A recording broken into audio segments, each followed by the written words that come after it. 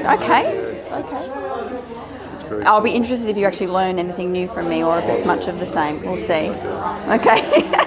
That's what when I was getting my husband to read it, I'm like, is this common sense or is this going to challenge people? We'll see.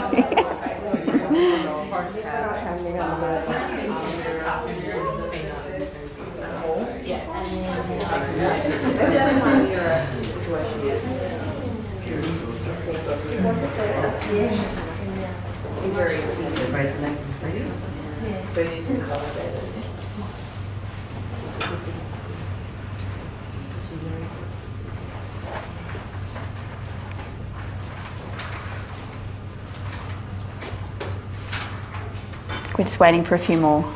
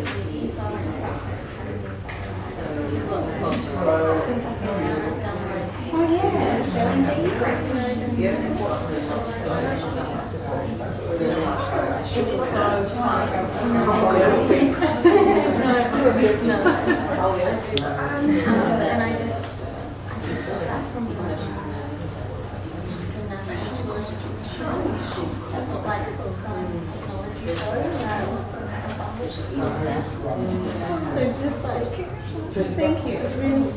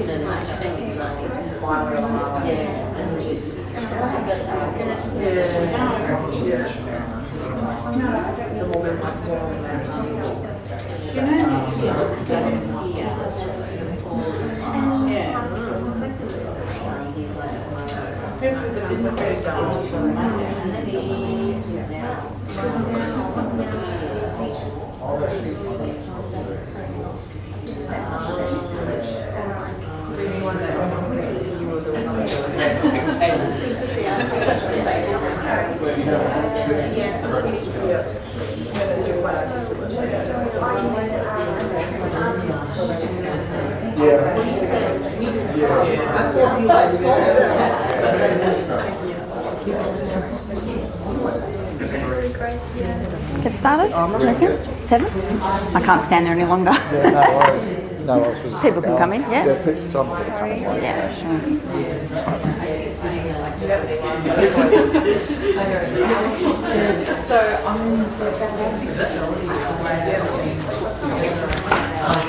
Well, welcome everyone to Mental Health Foundation's seminar series. Tonight we have a very experienced mental health social worker, registered psychologist. She's a counsellor, a teacher, about to get her PhD, and she's my social work supervisor. And she's got a very interesting talk tonight on existential anxiety. So put your hands together and welcome Alana. Thank you. What an introduction. And she still gets anxiety with public speaking. So bear with me, it always takes me a couple of minutes to settle in. Thank you so much for coming here and to support the Mental Health Foundation, because the money from tonight goes towards them. I volunteer from time to time for the foundation. So yeah, as David said, my name's Alana Roy. I'm a psychologist, I am a social worker, and I'm really passionate about this topic, existential anxiety, phobias of death and death anxiety, and how to best support clients and practitioners and ourselves through this journey. So I'll talk for about close to an hour tonight, and then we'll have half an hour for some questions and answers, and hopefully a bit of a live discussion, and you can share anything you want to share along the way. Okay, So yeah, my practice is in St Kilda, but I work at various universities and also at the sexual assault line at the Royal Women's Hospital. I guess my journey over the last 10 years has been working at the real pointy end of work, so suicide line, veterans of war, some human trafficking projects in India, and and sexual assault. So I think the last 10 years I've really been faced with a lot of themes of existential crisis and death and trauma. But it was only when I turned 30 that it really hit home, the work that I was doing. And from a personal and professional level, I needed to take it deeper with my clients and really not ignore the hard stuff. And I think it was a lot easier to do that in my 20s because I was so passionate and energised, the work I was doing. Now it's, having to sit with some of the really uncomfortable stuff professionally and personally, as well as with my clients. Okay. So tonight we'll talk about what is existential anxiety, who's likely to get it, and who's likely to get thanatopia. I can't say that properly, but it's named after the Greek god Thanos, which is interpreted death, so death anxiety. Who's likely to get that clinical, pervasive condition? Some of the key theories that can help you in your practice. Symptoms, what does it look like? How can we know the differences between general anxiety and more existential anxiety? What are the current gaps in the system, in the mental health system as well, the health system? I'll take you through 3 case studies to give you a snapshot of how it can play out in practice, but it can be very easily missed if we go down a certain trajectory with our clients, and also some strategies. Okay, so that's the word I find difficult to pronounce, thanatophobia. So it's not included in the DSM. There's not really any standardised tests to look for it, but it's often contributed to general anxiety and obsessive compulsive disorders, addictions. It's that underlining fear of death that many people face and try and avoid through various means. It's a persistent and clinically significant fear. So it's, I guess, at various times throughout our life, we will face these anxieties ourselves. But some of the people I've worked with, it's getting in the way of their functioning, their day-to-day coping. It's persistent. And it can manifest in an existential crisis. So it can reach a crescendo, a point of complete crisis, where the client may actually get a lot of support and grow, and the crisis may actually resolve.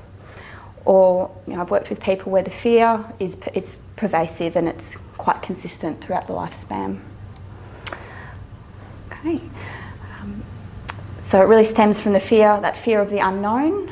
What are we doing here? What's the meaning of life? That concern with not being able to control what happens to you, what happens to your family, your life. Can manifest in morbid fascinations with death and thinking about death and death of others. Persistent worry, and also that hypochondriasis, where it can manifest in worrying about illness, death anxiety, sickness, when the person might be very well and healthy.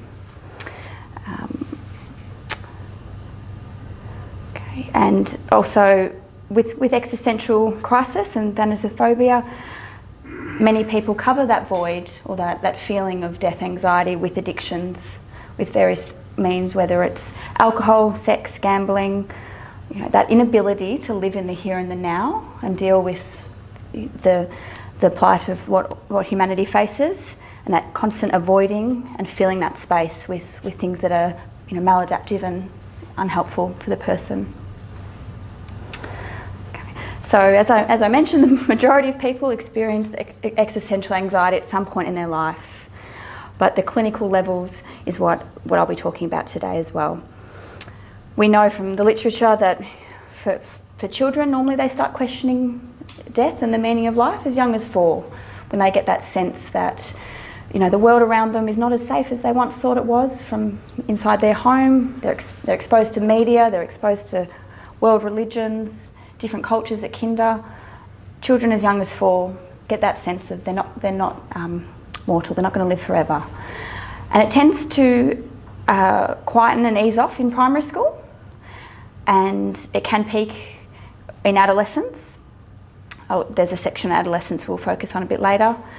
And again, in the literature, it tends to die down in your early 20s. People are forming careers, generally finding their partner, starting families, buying a home. It's a very focused and busy time, generally, and the existential crisis tends to rear its head again later in life, 40s, 50s and 60s, which is the typical midlife crisis, which can often be missed in therapy when it's actually that existential anxiety underneath the surface. Highly sensitive people, so people who have that personality trait, can really experience existential anxiety. They're very empathic, they feel deeply for others and the pain of others. And ironically, a lot of counsellors and therapists and people in the caring profession are highly sensitive and empathic, so professionals are also quite highly likely to have these anxieties, and if they're not managed and faced, the vicarious trauma and the burnout can be quite high. People with higher IQs can also have quite intense existential anxiety and fear of death, because they're taking on a lot of the information in the world, the scientific literature, the theology, religion, quantum physics. You know, I've met a lot of people who are very high functioning, very rational, but very fearful because they're almost overload of information. But not to say that the clients that I work with disabilities, I've worked with people with very, don't like saying low IQs, but lower functionings that still have these fears and are very largely ignored in their day program or on their residential support care, because people are so busy trying to give them their day-to-day needs of food and shelter, and that their actual spiritual needs are ignored. So also people who are raised with really rigid belief structures can face quite profound existential anxiety. For some it can be comforting, and that comfort can remain throughout the course of life, but for others those doctrines or teachings don't serve them anymore, and there can be that crisis point. I've worked with people, survivors of cults and ritual abuse, and of course the extreme end, but very profound fears once they've escaped those situations and having to, I guess, reintegrate back to society, but also to the world that they're living in. Please let me know if I'm talking too fast, because I tend to do that. Okay. So what makes, I guess, existential anxiety quite more unique, or there's some specific factors that are unique from generalised anxiety, is that deep searching for meaning, the feeling of the void. People report, actually being confident and loving life, and not fearful of social situations or that typical anxiety, but they're scared of dying. They don't know what's going to happen, where they're going, and that can lead to very morbid thoughts and thinking patterns. They often report that shattering of identity. Whatever they believed as a child just isn't true anymore, and they're left with nothing. Their religious beliefs, philosophical, ethical frameworks are shattered, and they're quite vulnerable. They often report a sense that nothing is real. So when they look at the news or go about their day-to-day life with their family and friends, it doesn't feel real. Everything feels very fleeting and almost like a dream state. But it's not a psychotic process, because they're generally able to function and go about their day-to-day life without even their partner or their boss or anyone knowing that that's how they're viewing the world. They tend to have an overwhelming awareness of how complex and mysterious consciousness is, or reality is, and the anxiety in the body that they manifest throughout their day, just as they churn over these really complex thoughts and feelings. You may have heard of Eckhart Tolle, but he frames it quite well, and I've heard a lot of clients say this too, is that sense that normal is really quite insane. So when they look again at the world and the news and history, world religions, it's when they're in this existential crisis, normal feels really insane, and they don't know what to do with that, and they don't know how to communicate with their friends, their family, their children.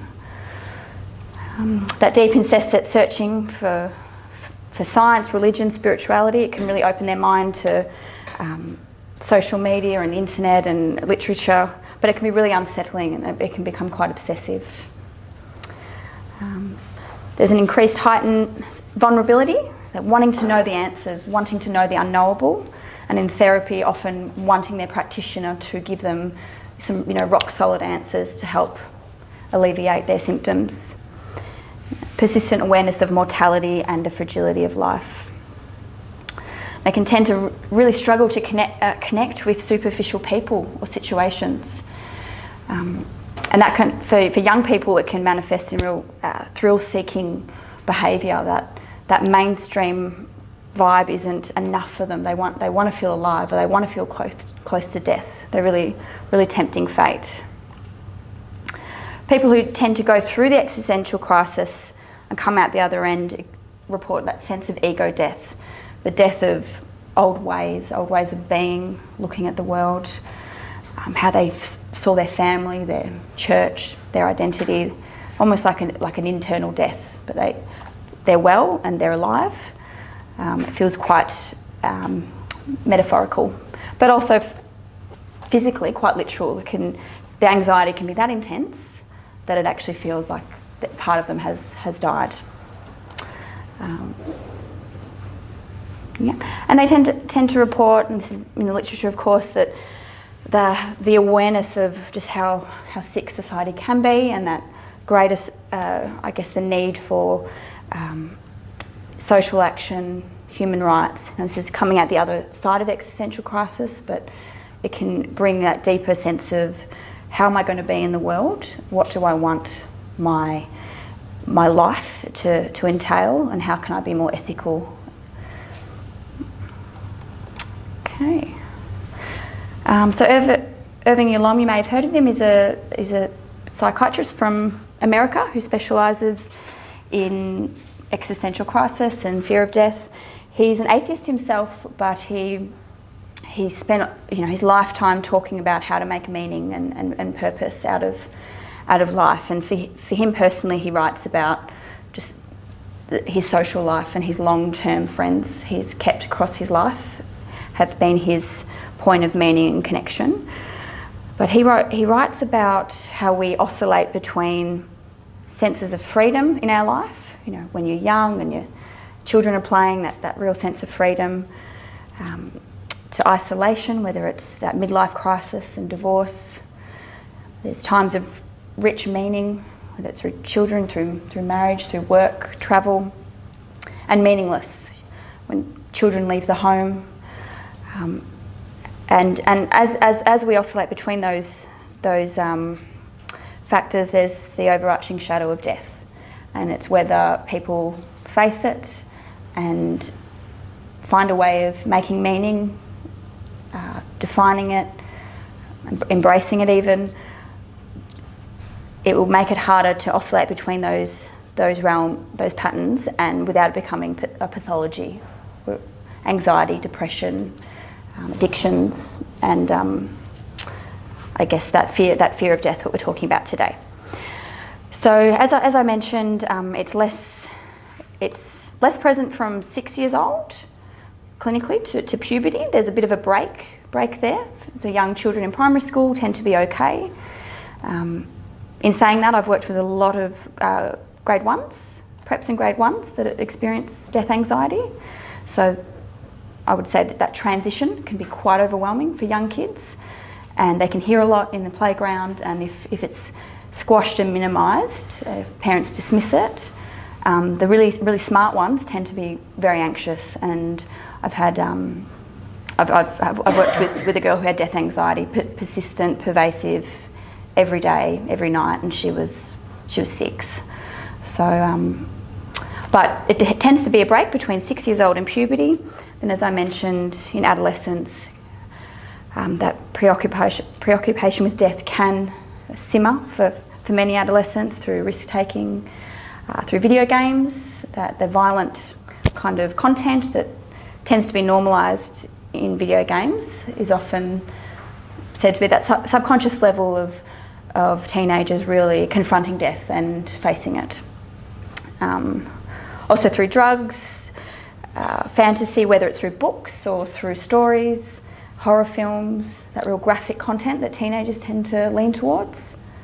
Even rap music, they're really getting amongst it, and for some it's relatively healthy and they'll move through it. For others, it's really scary, and that's where we see self-harm and suicidal thinking and suicide. Okay, and as I mentioned, in the 20s there tends to be that busy period where people are very focused on getting things done, and then it can resurface in that midlife crisis. Okay, so Yolom talks about how existential issues tend to hide under a lot of other issues, and if we're not looking for it clinically or in ourselves or in our lives, it can be ignored. And I think we're really missing opportunities for growth and potential if we ignore it. So he talks about displacement. So people who have the fear, they feel the void, don't like their life, they're existentially feeling unsafe. They can tend to blame others, whether it's the world, politicians, their partner, their parents, their childhood. They don't have that sense of control or meaning in their life, so they tend to blame it on others.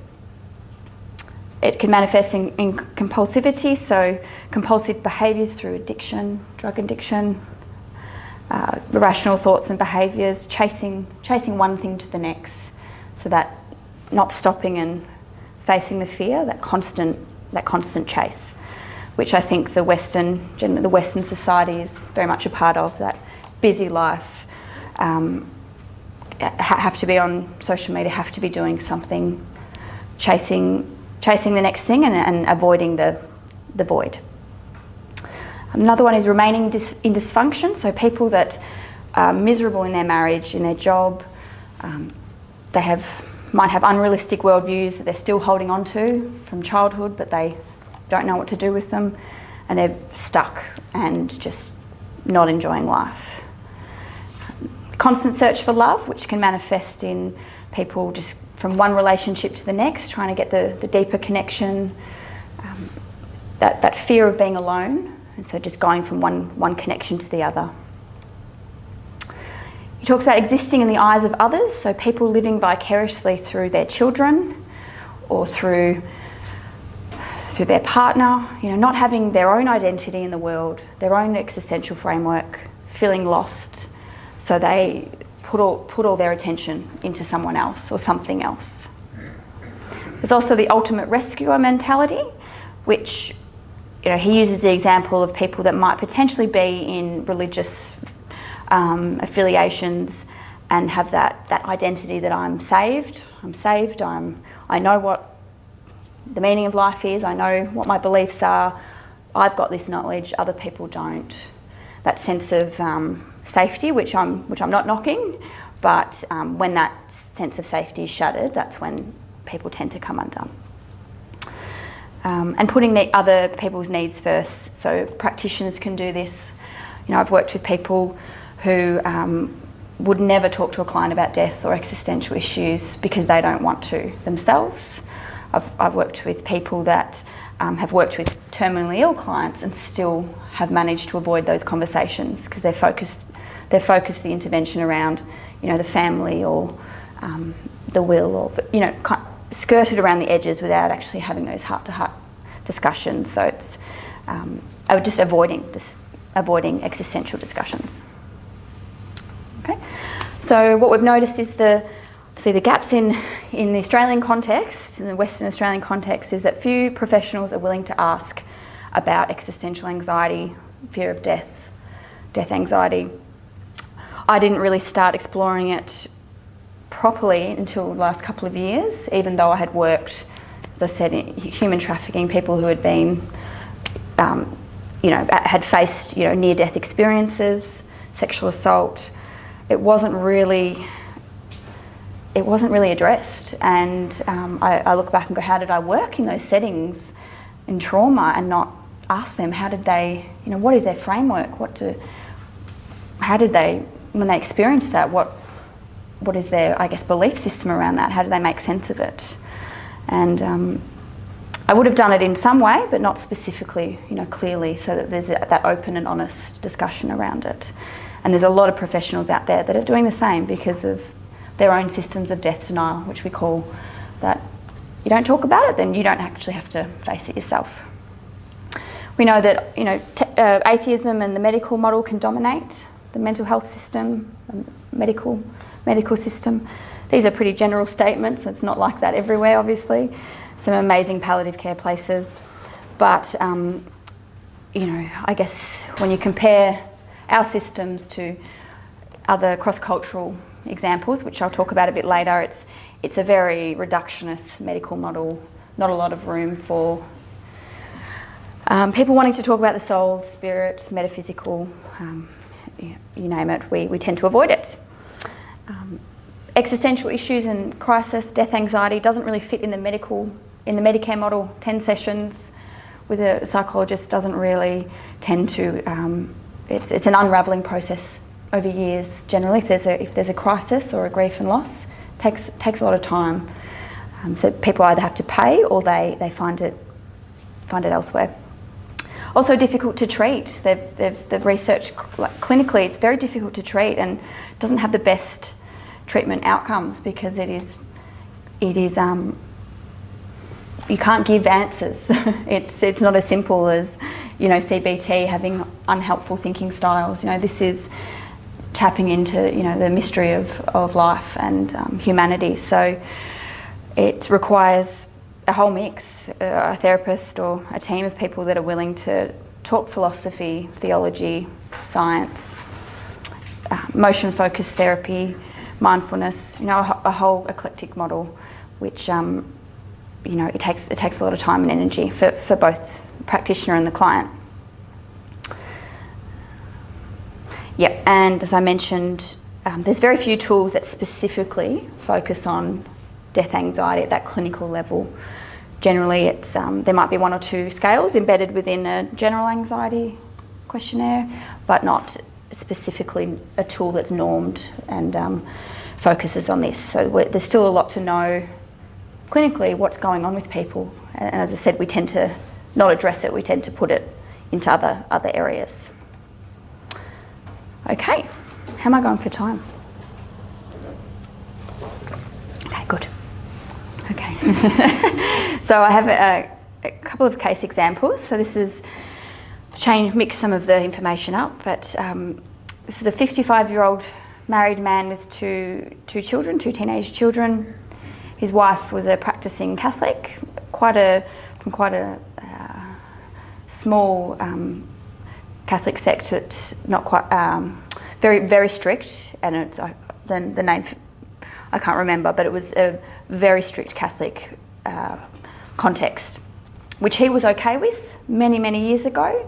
But now, he's 55 years old, he was leading towards more of an atheistic, humanistic view of the world, and was really struggling with his wife's beliefs and how that was practiced in the home and with the teenage children. He wasn't wanting the children raised with those beliefs, but they had been, and they had them, and they were quite, they were following their mum, they were following the church, and he was struggling that they weren't having any critical thinking. So there's a lot of tension. There'd also been no physical intimacy in the marriage for 10 years. And he presented to counselling just persistent thoughts of a wasted life, time's running out, I'm not in love, I'm not alive, I'm not having sex, there's no passion, there's just nothing, there's just this void. And, therapy went on for a couple of years, and there was couples therapy as well with the wife. He really struggled with the desire to just take off and leave his family and travel the world, that midlife crisis presentation where he wanted to regress back into his early 20s and 30s and just do what he wanted because he felt dead inside, basically. In therapy we talked about the reality of what would happen with their marriage. Were they going to just live as housemates and friends, and could they do that respectfully with two very different philosophical point of views and ways of being in the world? Was that helpful for the teenagers? I also, looking at Yolom's work, really focused on him taking responsibility for his life. He'd been blaming everyone else for potentially decades, and it was time for him to make some really hard decisions for his life, but which is very complex with teenage children. Then we were able to have some really rich discussions around what messages do you want to send your girls, because you might need to change the messages you've been giving them for the last 13 years. You might need to completely reconstruct your sense of being in the world to be authentic with who you are now. Him and his wife processed feelings of death in the marriage. They felt that the grief that the marriage was gone, it was over, and it felt like a death. But they were still there. So it's that weird feeling of grief, but the people are still alive. He really confronted his sense of isolation just in the world. That he had a family, but it didn't really feel like a family. He had a lot of regret and loss, and once we faced all this, he started slowly making sense of what he could do now. What hard decisions could he make now instead of making them in 10, 15 years? Make them now. What purpose can he get out of his family now with their new forms, whether it's when he leaves? And how can he reconnect with these girls being himself and showing them that it's okay to change, it's okay to grow and to shift identity and to still keep the values of love and family together, but in a different way. And he started to reconnect with interests and values and people. He didn't take off and leave his family, but he found other ways of connecting with that spark of his younger years, things that made him feel alive. And he didn't really fear death, but he just feared a wasted life, and he felt like it was almost, a death of a life as a whole. So it was trying to insert some spark back into the here and the now for him.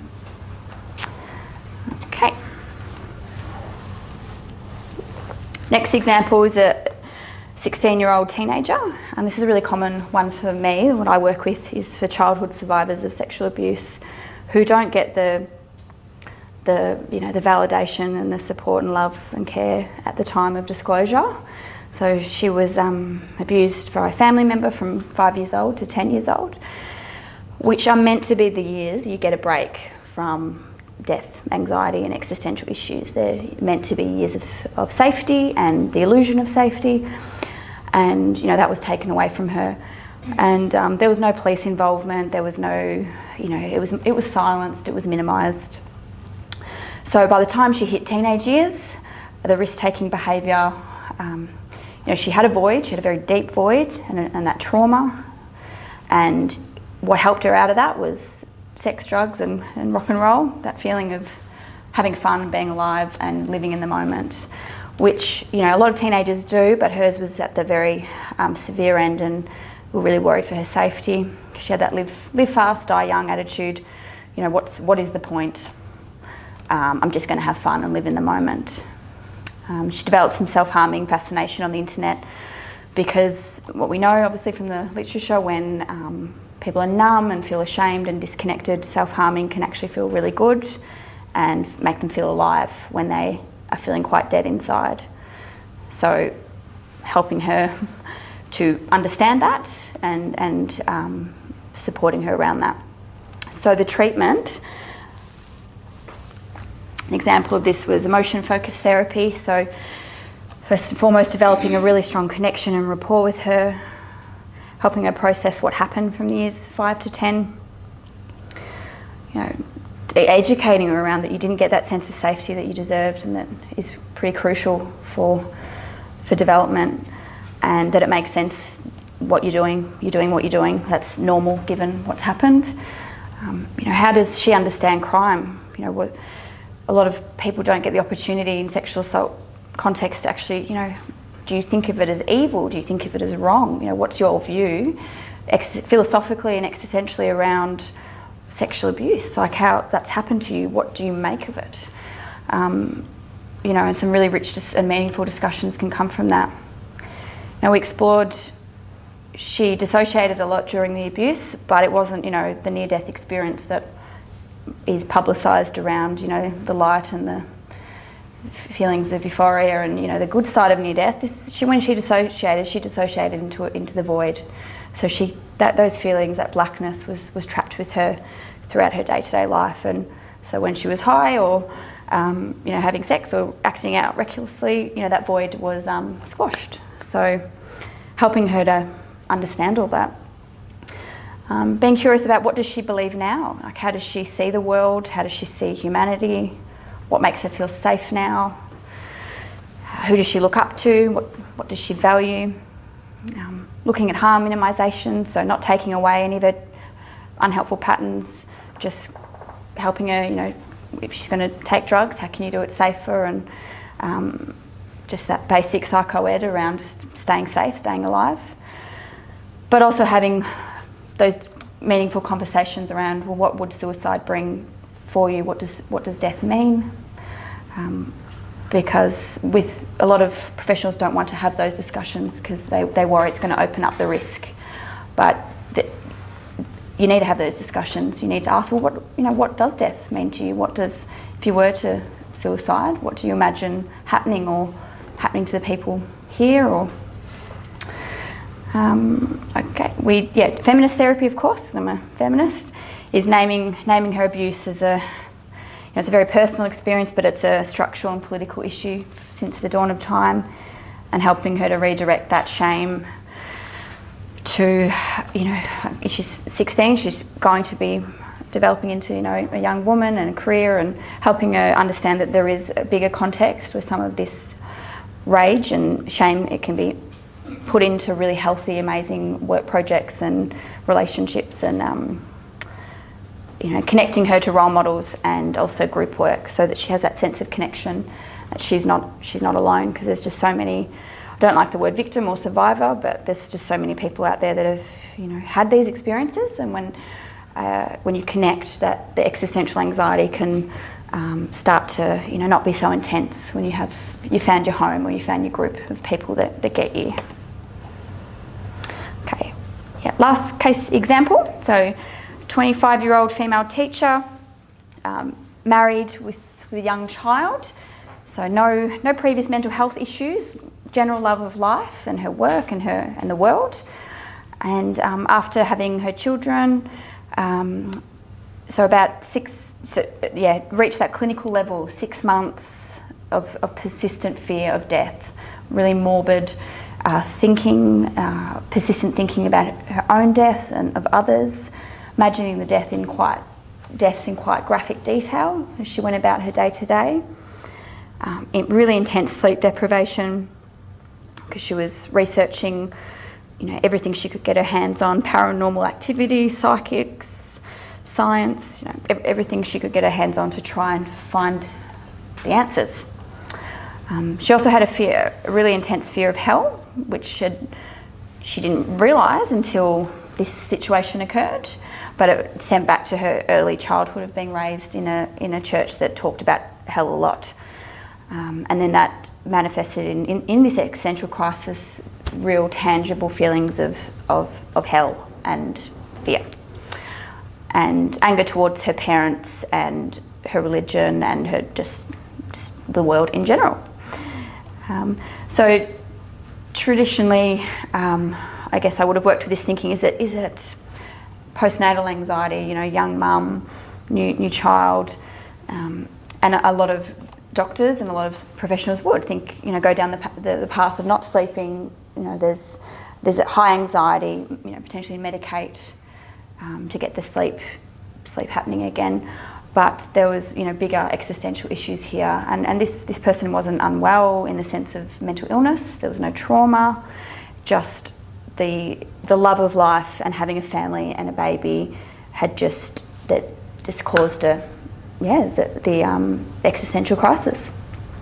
So the treatment was really looking at, you know, what is this? What is this situation? What are you in? Is it mental illness? Or are you going through a growth in personality? Are you emerging through this next stage developmentally? You know, at 25, your brain's just formed, like fully. And I think your ability to critically reflect and think is at its, you know, its potential. So looking at what, from her childhood, what can she discard? What doesn't she need anymore? You know, what doesn't serve her? What does she believe now? Her, you know, her values and her beliefs and her ethics, and what does she want to impart on her own child and her own family? So giving you that sense of, in all this, what you can't control, the bigger existential issues in your day-to-day life, what can you ground yourself in? And so getting that basic self-care of sleep and exercise and mindfulness, and people that can hold the space and the doubt and the fear, because these conversations burn people out really quickly, you know, socially and in your marriage and workplace. No one wants to be talking about death and hell and images of dead people. You know, people just can do it for a bit and then they get over it. So finding her a support network that actually can keep going. They can have these conversations consistently.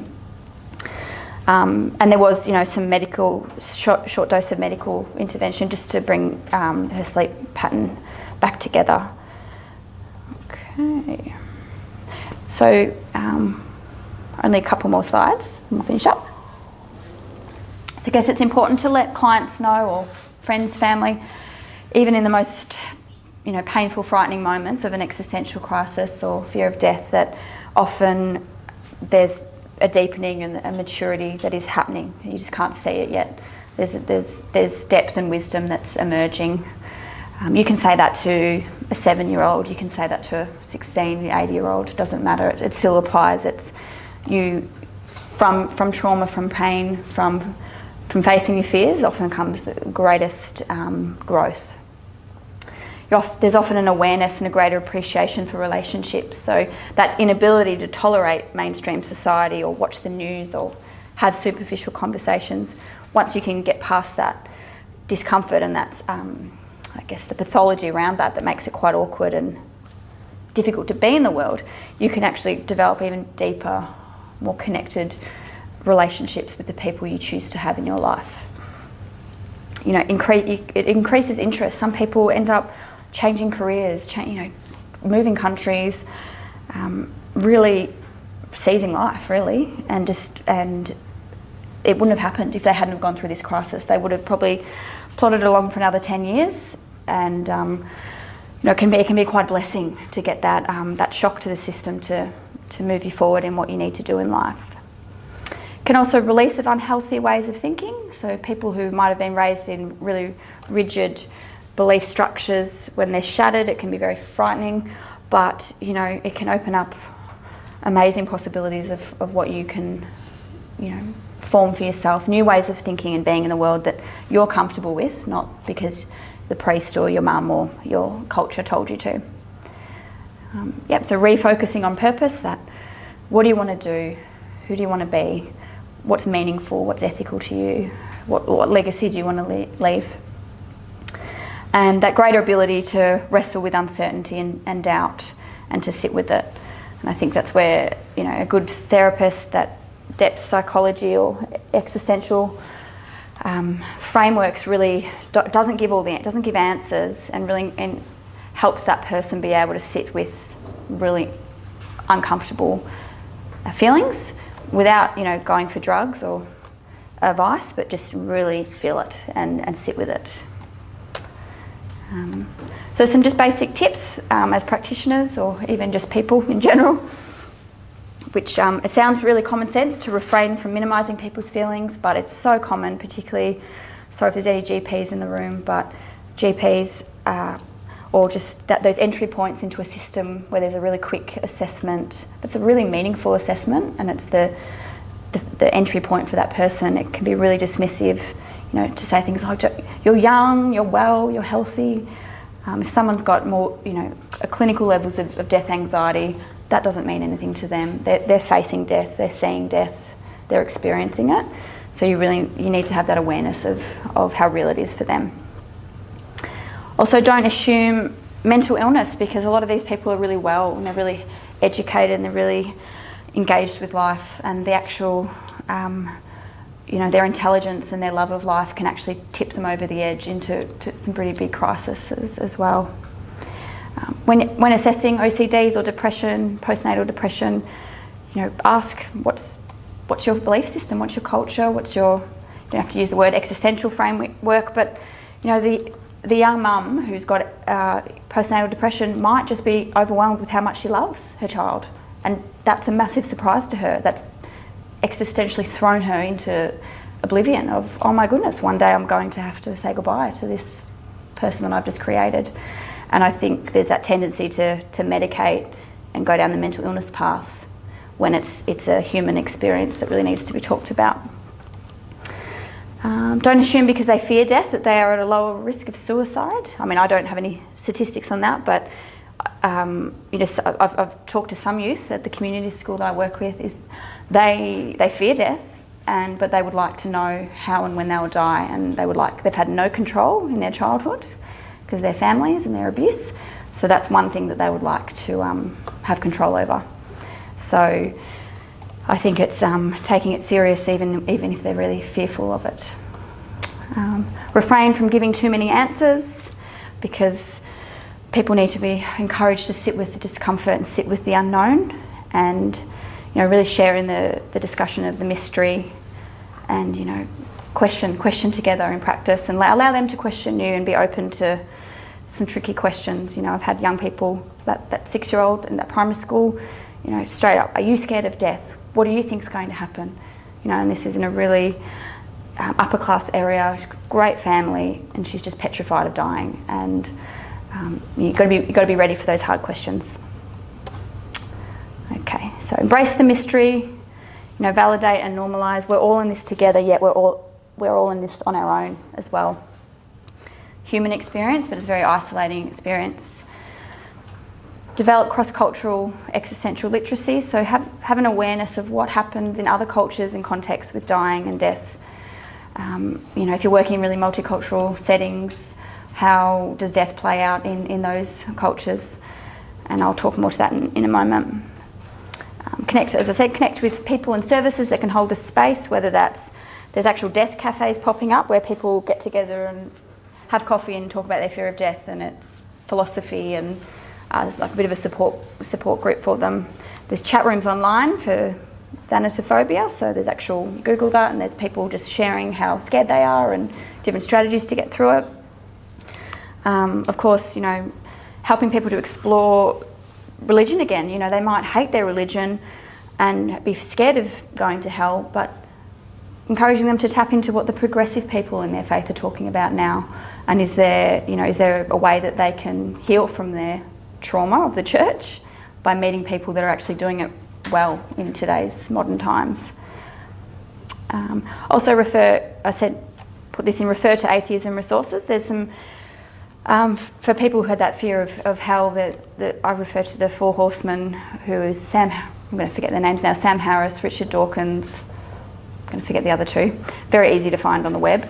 But Sam Harris doesn't identify as an atheist, he's just been thrown in there, but he talks a lot about science and consciousness from a medical, a reductionist point of view, I guess, and they try and squash that fear of hell and of that God that's going to punish. So for some people that can be really helpful, just to lift them to that intellectual level. And then if they still want spirituality, connect them with some progressive faiths that aren't taking text as literal. So there's ways of educating people with all these resources. And promote scientific inquiry and curiosity, as I do with all my students. Be open to all of it, to science, theology, spirituality, atheism. Consider it all, and figure out what works for you. not what works for your parents or your country.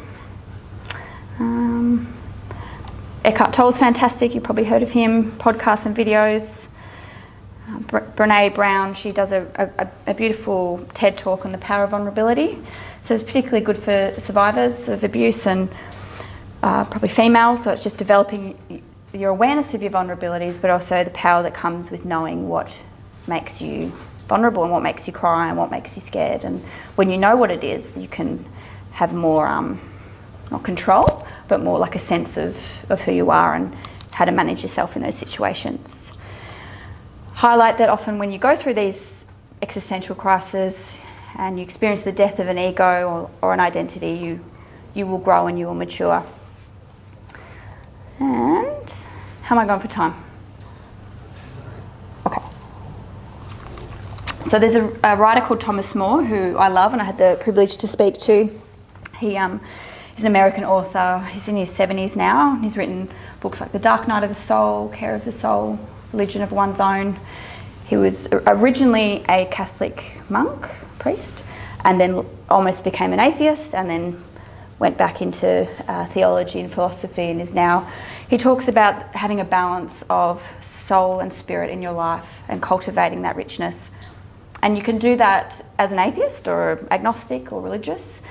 And I'll read this. So, the spirit is that part of us and part of your life that wants more to transcend, that wants to grow, that wants to move into a better world, that wants to improve ourselves. So even going to school might be a movement of the spirit, or picking up a book you want to read. So it doesn't have to be these grand scale spiritual exercises. That spirit to improve this world, to learn, to grow. The soul, the deep soul, has more to do with the things that are very ordinary, part of the ordinary life that make you feel intimately connected. The first point is the soul needs a home. It needs a sense of home.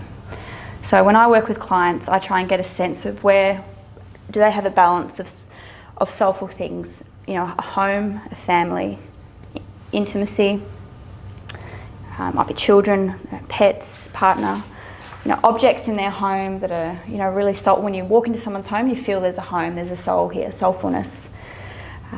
Food and pets, interests and hobbies that keep them connected to earth, they want to be here. It's the day-to-day ordinary things that gets you out of bed and gets you moving.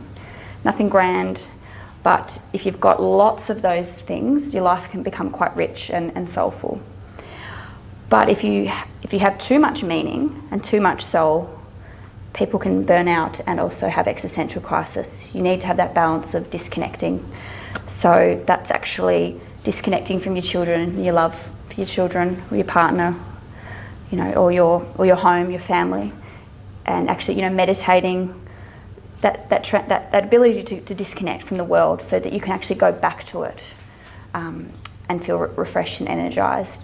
So a lot of the people I work with, either they have no spiritual disconnection, they're plugged in all the time, they're so focused on the soulful stuff in their life, and they really need that ability to disconnect. So it's just a little way of introducing. You know, these are spiritual concepts, but then they're very practical and very tangible as well. We won't have time to do this, but I just wanted I'll upload these slides to my website so you can have a look at another time. But there's a TED Talk, a wonderful anthropologist she's fascinated in death and how death plays out in different cultures, and she visits a tribe or focuses her research on a tribe that actually, after people pass away, they live with the dead person for several weeks, and that's totally normal in their cultural context. And if the child loses a parent, they spend weeks with the parent in that space to help them transition to then the final resting place. So it's just a stark contrast. When you watch it, it's visually quite shocking because you see what they're doing. But I think it's a stark contrast for our Western world, where in Australia, where death is hidden, funerals are, they happen and everyone moves on. Where this culture, life and death, they're interwoven together from birth to death. Meaning making, this is one where I think a neurosurgeon's wife gets up and presents it on TED Talk, TED Med, and so her husband, he was a neurosurgeon and he passed away of cancer, and just how he, in his final years of cancer, how he really made his medical team bring out the best in him during his final years so that he could make meaning towards the end. And it was just a very, very powerful presentation. Skip that one. Where are we? We don't have time for that, and it didn't work either. But if you can maybe just take 5 minutes to reflect on this presentation and maybe chat to whoever you came with, or if you want to chat to the people behind you, and maybe come up with some questions or even anything you want to share about your own experiences or that of clients. And then we've got about half an hour, 20 minutes for... Yep. Sound good? Give my voice a break for 5 minutes.